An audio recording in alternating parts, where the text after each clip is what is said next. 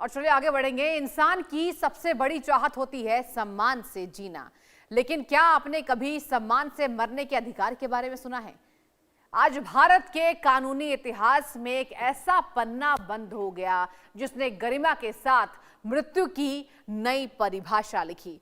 13 साल तक कोमा की अंधेरी गलियों में भटकते रहे हरीश राणा ने मंगलवार को दिल्ली के एम्स में अंतिम सांस ली। ये कोई साधारण मौत नहीं थी, बल्कि सुप्रीम कोर्ट के आदेश पर दी गई निष्क्रिय इच्छा मृत्यु, पैसिव यूथनेशिया इसको इंग्लिश में कहते हैं। ये ऐसा मामला है जिसने कानून की किताबों पर और मानवीय भावनाओं के बीच की जंग को पूरी दुनिया के सामने ला दिया।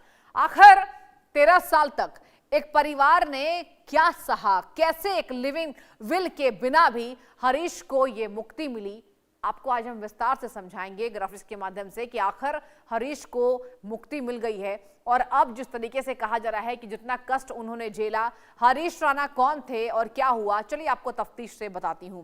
गाजियाबाद के रहने वाले 31 साल के युवा इंजीनियर वो थे। 2013 चंडीगढ़ में हॉस्टल की 4थी मंजिल से वो गिरे। सिर में गंभीर चोट आई, शरीर में लकवा और 13 साल का कोमा, क्वाड्रिप्लेजिया इसको कहते हैं, बीमारी हुई। ना बोलना, ना महसूस करना, सिर्फ मशीनों पर उनकी सांसें टिकी हुई थी। ये थे हरीश राणा और इनकी हमने आपको पहचान बताई, गाजियाबाद के रहने वाले थे।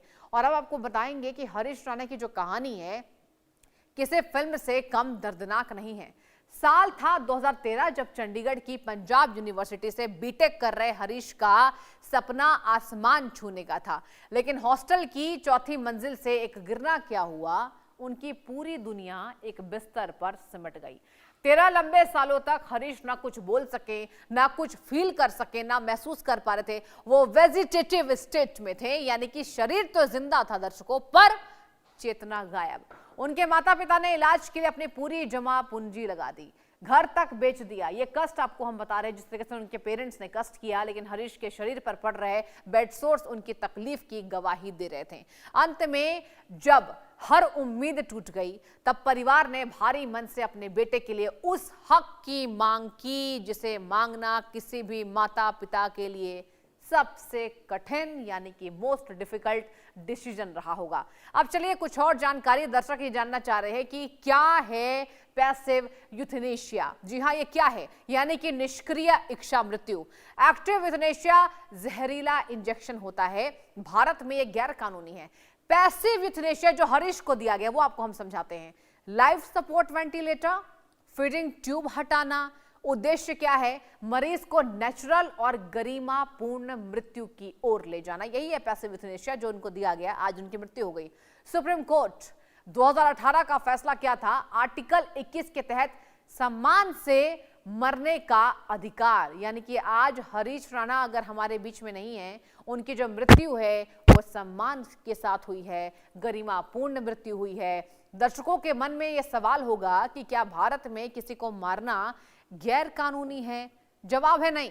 जी हाँ, आप ये तमाम सवाल भी पूछ रहे थे, तमाम दर्शक ये जानना चाह रहे हैं।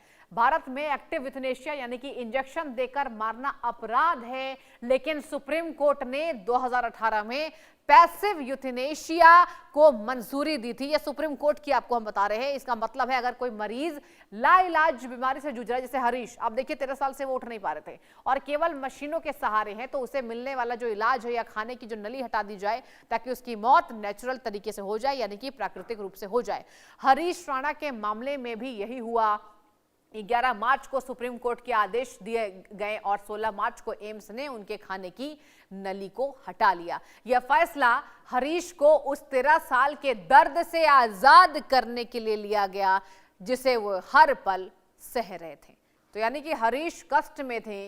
इसके साथ ही आपको बताएं कुछ और जानकारी सामने आ रही है, जहां सुप्रीम कोर्ट का ऐतिहासिक यह फैसला है और लिविंग विल है, गरिमापूर्ण उनकी मृत्यु हुई है। अगर मरीज ने पहले लिख कर दिया हो लिविंग विल तो प्रक्रिया आसान थी, यानी कि हरीश के पास, अगर बता दें आपको जिस तरीके से यहां पर ये जानकारी सामने आ रही है, लिविंग विल तो प्रक्रिया जो है वो आसान, हरीश के पास लिविंग विल नहीं थी, फिर भी उनको अनुमति मिल गई। कोर्ट ने एम्स के मेडिकल बोर्ड की रिपोर्ट को आधार मान लिया। परिवार की जो सहमति थी और मजिस्ट्रेट की निगरानी में वो जो पूरा प्रोसेस है वो यहां हमने देखा कि वो होता नजर आया। अब आगे बढ़ेंगे। आमतौर पर इच्छा मृत्यु के लिए लिविंग विल की जरूरत होती है, लेकिन यानी स्वस्थ रहते हुए एक लिख कर देना है कि भविष्य में अगर मैं कोमा में जाऊं तो मेरा इलाज बंद कर दिया जाए। लेकिन हरीश के पास ऐसी कोई वसीयत नहीं थी। ऐसे में सुप्रीम कोर्ट ने मानवता को सर्वोपरि रखा।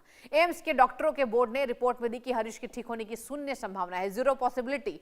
कोर्ट ने माना कि 13 साल का संघर्ष काफी है और किसी को भी बेसुध हालात में मशीनों पर तड़पने के लिए मजबूर नहीं किया जा सकता है।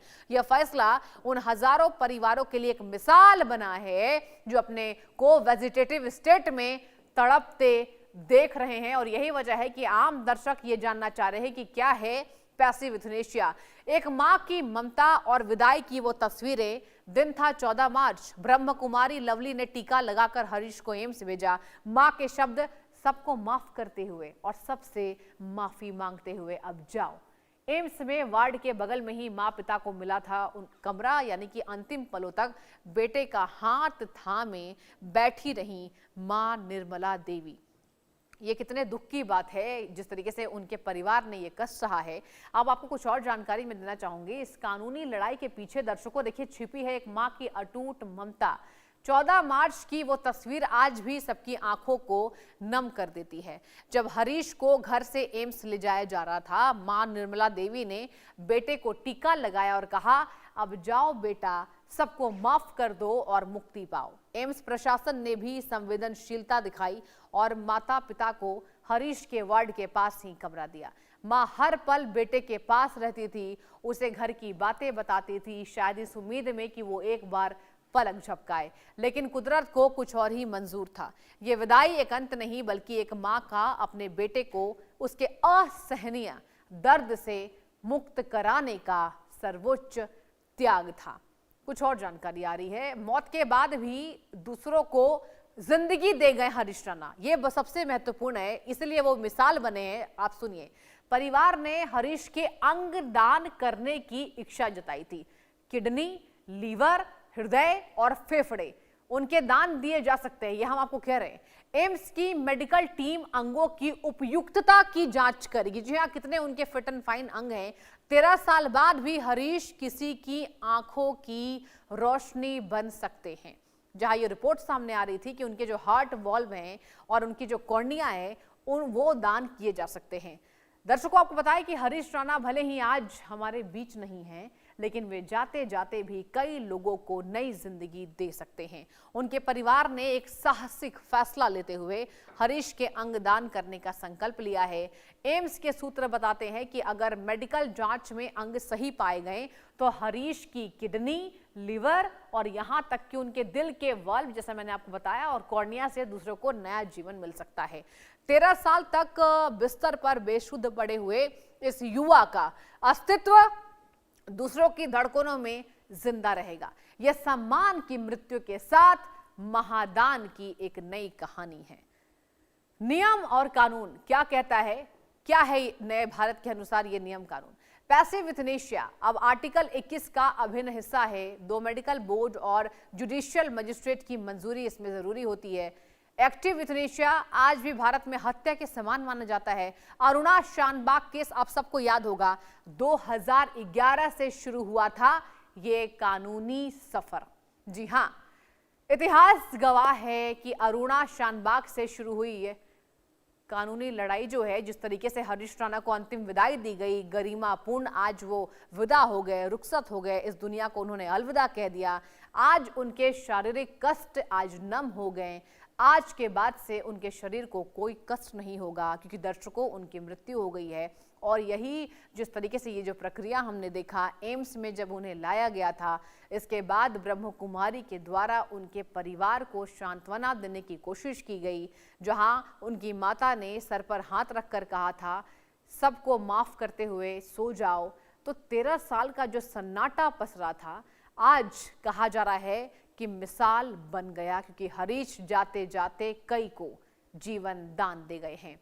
इतिहास गवाह है कि अरुणा शानबाग से शुरू हुई जो कहानी थी, अब आपको बता दें कि आज हरीश राणा पर आकर एक मुकाम तक पहुंची है। हरीश का मामला हमें याद दिलाता है जिस तरीके से हरीश आज मिसाल बने हैं, मिसाल हम इसलिए कह रहे हैं क्योंकि उनको जो इच्छा मृत्यु दी गई, उनके परिवार के द्वारा जो हमने देखा, जो तमाम कष्ट यहाँ पर सहे, क्या आपने जिस तरीके से